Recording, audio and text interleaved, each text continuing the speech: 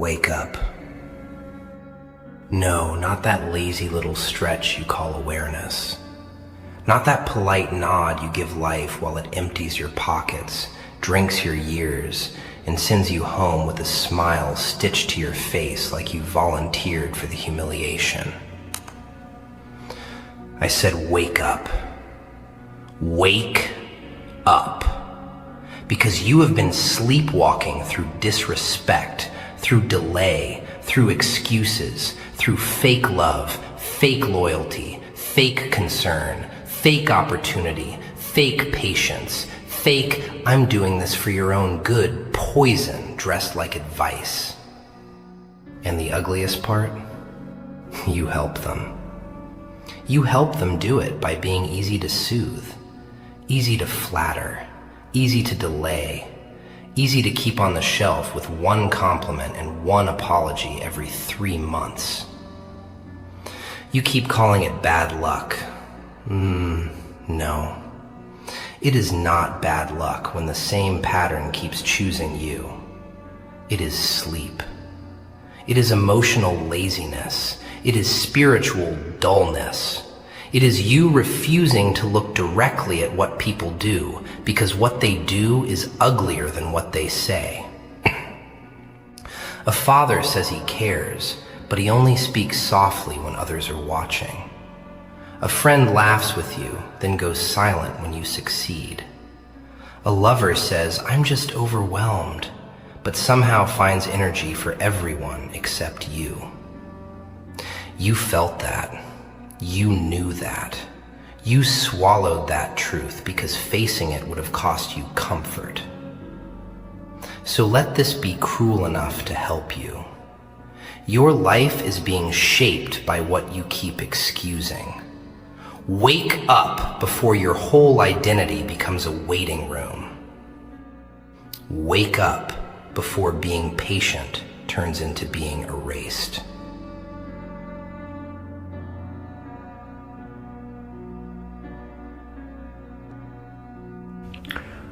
First, stop confusing familiarity with safety. That is one of the oldest narcotics in ordinary life. Something repeats, so you assume it belongs. Someone stays near you for years, so you assume they mean well. A voice becomes common in your day. A face becomes part of your routine. A pattern wraps itself around your hours, and your stupid little heart, your poor, eager heart, starts calling repetition proof. But poison can be repetitive too. Neglect can be repetitive. Small humiliation can become so regular you stop hearing the insult inside it. Think about the family member who only speaks to you gently when you are useful. Think about the friend who remembers your existence when they need advice, contacts, money, emotional labor, a ride, a defense, a witness, a shield. Think about the partner who says, you know I'm just like this, every time they fail you in the exact same way. Familiarity does not make damage holy. Duration does not make disrespect loyal. A prison can become familiar. That does not make it home. Some of you grew so used to being interrupted, dismissed, delayed, and emotionally underfed that calm attention now feels suspicious to you. Isn't that disgusting? Isn't that sad? When someone answers clearly, you think they must want something. When someone is actually consistent, you wait for the mask to slip. Because chaos trained your nervous system to call confusion love.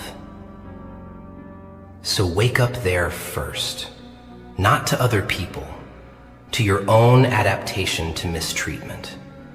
Your tolerance is not always strength. Sometimes it is injury with good manners.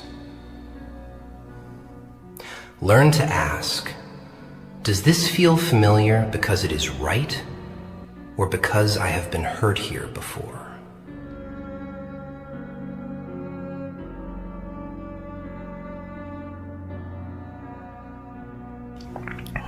Second, stop worshiping potential while your real life starves in front of you. This one is filthy. This one ruins years.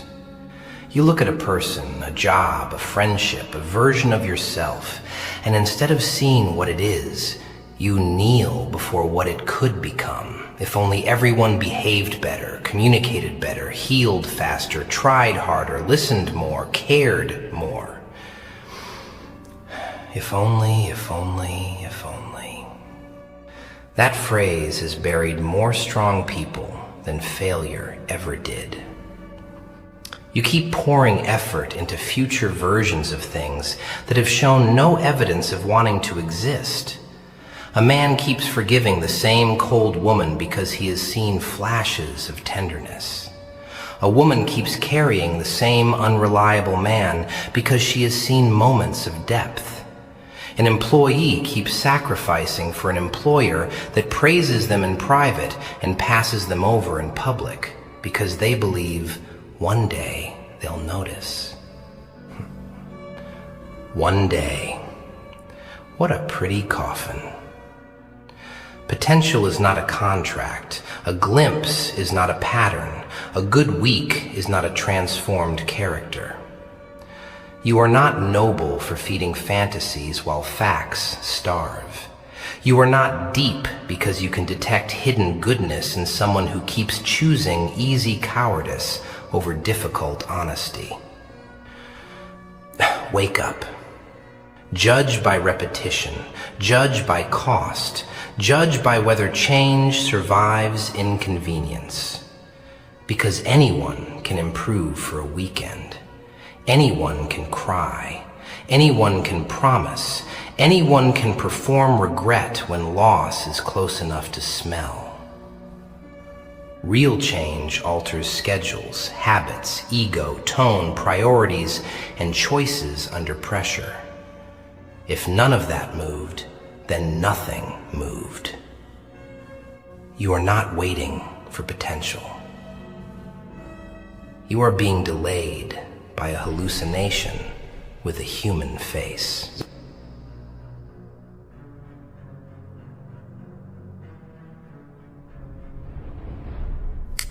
Third, stop making yourself smaller just to remain digestible to people who are never going to celebrate your fullness anyway. That little act, that quiet shrinking, that careful editing of your tone, your ambition, your standards, your intelligence, your boundaries. People call it maturity. Sometimes it is. Often it is fear wearing a tie. You know the scene. You speak with confidence once, and the room stiffens. You draw one clear boundary, and suddenly you are difficult. You stop answering immediately, and now you are different. You decline one invitation, and now you are acting strange. Strange? No. Less available, less edible, less easy to rearrange. Families do this too. The child who starts thinking for themselves becomes the problem. The sibling who refuses guilt becomes cold. The wife who stops apologizing for every breath becomes changed. The husband who stops financing everyone's comfort becomes selfish. And because you fear exile more than disrespect, you start clipping pieces off yourself just to keep the atmosphere smooth. The tragedy of that. You betray your own shape so people with fragile appetites can keep calling you lovable. But a person who only loves you in smaller portions does not love you. They manage you. They manage you. Let that burn. A workplace will praise your effort until your competence threatens someone's status. A friendship will adore your softness until your standards require reciprocity. A relationship will enjoy your loyalty until your loyalty grows teeth and says, enough. So wake up to this. Comfort bought with self-erasure is not peace. It is internal homelessness. Every time you make yourself tiny to preserve false harmony, you train people to meet a version of you that does not exist. Then one day you wonder why no one truly knows you, because you introduce them to your disguise.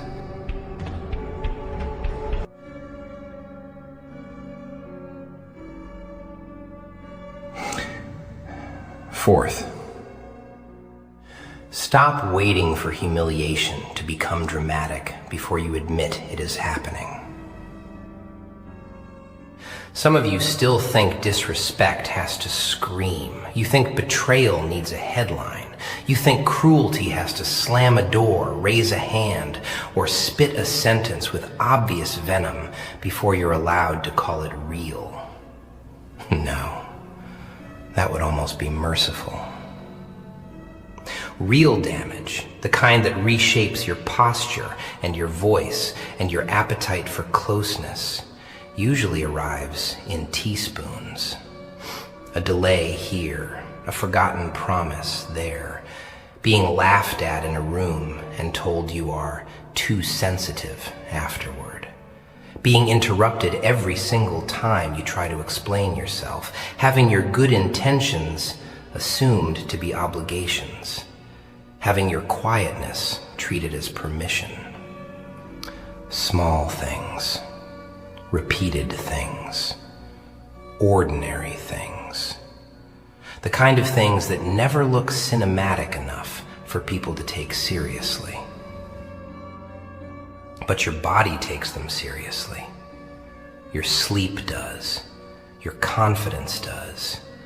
Your face does. You start rehearsing sentences before speaking. You start doubting your memory. You start apologizing before making a reasonable request. You start calling your own hurt overthinking because you've been trained to require courtroom-level evidence before granting yourself emotional truth. Wake up. Chronic disrespect is not less real because it is subtle. The manager who smiles while loading you with work nobody else carries. The friend who shares your vulnerable moments as entertainment in a softer tone so it looks harmless. The partner who keeps a reserve of affection for when you're about to leave, then withdraws it again once you settle down. That is not a misunderstanding. That is a system. And systems shape souls. You do not owe endless patience to patterns that are eating your self-respect in clean clothes. Call a thing by its weight, not by its volume. A knife does not become gentle just because it is quiet.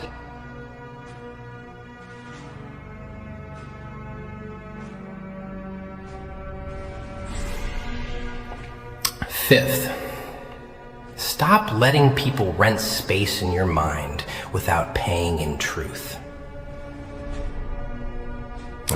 This one. This one is ugly because it happens in silence. Nobody sees it, so nobody rescues you from it. A conversation ends, but not for you. A look, a sentence, a cold reply, an unanswered message, a change in tone, a public slight dressed like a joke. It keeps echoing. You replay. reinterpret, revise. Defend yourself to invisible juries. Argue with ghosts in the shower.